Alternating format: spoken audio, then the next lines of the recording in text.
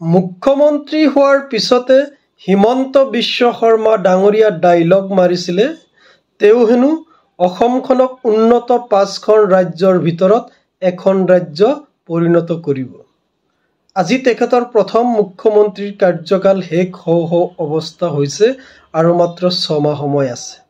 কিন্তু শেহতীয়াকৈ নীতি আয়োগৰ প্ৰতিবেদন মতে অসম ভাৰতবৰ্ষৰ উন্নত 5খন ৰাজ্যৰ ভিতৰত নহয়, তলৰ পৰা নিম্ন স্থানৰ পৰাহে 5খন ৰাজ্যৰ ভিতৰত স্থান লাভ কৰিছে। আপোনালোকে নিশ্চয় ইতিমধ্যে খবৰ লাভ কৰিছে সুস্বাস্থ্য আৰু জীৱন নিৰ্বাহৰ ক্ষেত্ৰত ভাৰতবৰ্ষৰ ভিতৰত 28খন ৰাজ্যৰ ভিতৰত অসমৰ স্থান 26,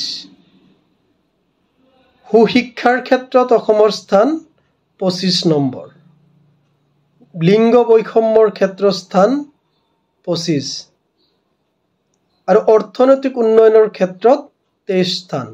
অৰ্থাৎ ভাৰতবৰ্ষৰ শীৰ্ষ 5খন ৰাজ্যৰ ভিতৰত নহয়, অসমৰ স্থান ভাৰতবৰ্ষৰ আটাইতকৈ দৰিদ্ৰ, পিছপৰা, দুখীয়া সকলো ক্ষেত্ৰতে পিছপৰা 5খন ৰাজ্যৰ ভিতৰতে স্থান লাভ কৰিছে।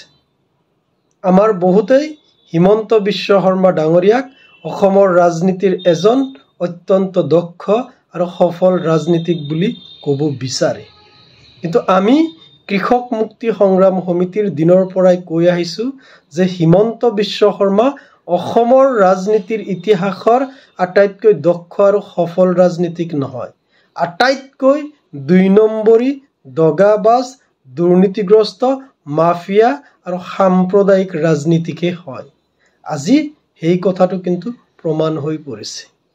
কেৱল যে তেখেতে 5 বছৰ মুখ্যমন্ত্ৰী হ'ল সেই কথাটো নহয়, অসমৰ ৰাজনৈতিক ইতিহাসৰ তেখেত আটাইতকৈ দীৰ্ঘ সময়ৰ শিক্ষা আৰু স্বাস্থ্য বিভাগৰ মন্ত্ৰী আছিলে। কিন্তু দীৰ্ঘ সময়ছোৱা তেখেতে মন্ত্ৰিত্বৰ দায়িত্বত থকাৰ পিছতো আজিও শিক্ষা আৰু স্বাস্থ্যৰ ক্ষেত্ৰত ভাৰতবৰ্ষৰ ভিতৰত অসম শীৰ্ষ 5খন ৰাজ্যৰ ভিতৰত নাই, বৰঞ্চ আটাইতকৈ তলৰ পৰা থকা 5খন ৰাজ্যৰ ভিতৰতে স্থান লাভ কৰিছে। এই কথাটোৱে আচলতে প্ৰমাণ কৰিছে যে হিমন্ত বিশ্ব শৰ্মাৰ তথাকথিত দক্ষতাৰ যি আচল নমুনা, সেই নমুনা আচলতে ওলাই পৰিছে। তেওঁ কেৱল ভেলকিবাজি কৰিব জানে, চমক সৃষ্টি কৰিব জানে, মানুহক টুপি পিন্ধাই আভুৱা বাৰী ৰাজনীতি কৰিব জানে। সেই কথাটো কিন্তু এই তথ্যৰ পৰা এই কথাটো প্ৰমাণ হৈ যায়।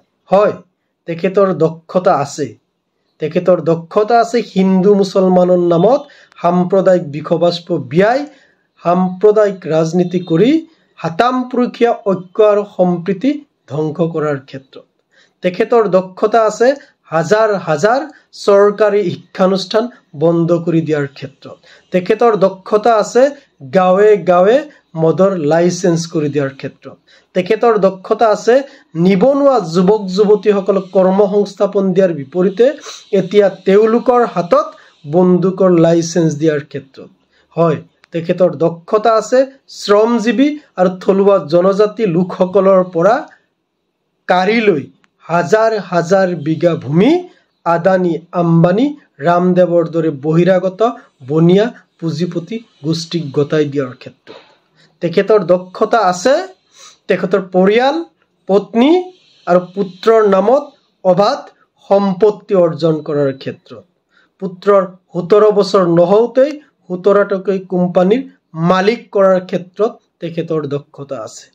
তেখেতৰ দক্ষতা আছে দুৰ্নীতিৰ ক্ষেত্ৰত অভিলেখ গঢ়াৰ ক্ষেত্ৰত, অপশাসন আৰু ভ্ৰষ্টাচাৰৰ ক্ষেত্ৰত।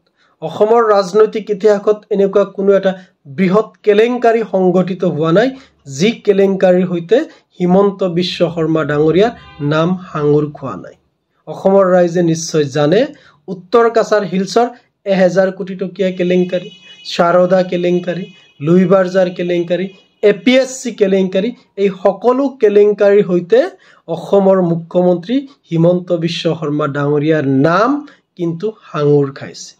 সেইকাৰণে আমি আকৌ পুনৰবাৰ অসমৰ ৰাইজলৈ বিনম্ৰভাৱে আহ্বান জনাইছোঁ যে হিমন্ত বিশ্ব শৰ্মা ডাঙৰীয়া প্ৰকৃত অৰ্থত দক্ষ নহয়, প্ৰকৃত অৰ্থত জনসাধাৰণৰ ওচৰত দায়বদ্ধ নহয়। প্ৰকৃত অৰ্থত অসম আৰু অসমীয়া জাতিৰ ভৱিষ্যত সুৰক্ষিত কৰিব পৰাকৈ, সমৃদ্ধিশালী কৰিব পৰাকৈ তেখেত দক্ষ নহয় আৰু তেখেতৰ নেতৃত্বত এয়া কেতিয়াও সম্ভৱ নহয়। সেই কথাটো আচলতে সম্পূৰ্ণৰূপে পূৰণ হৈ গৈছে।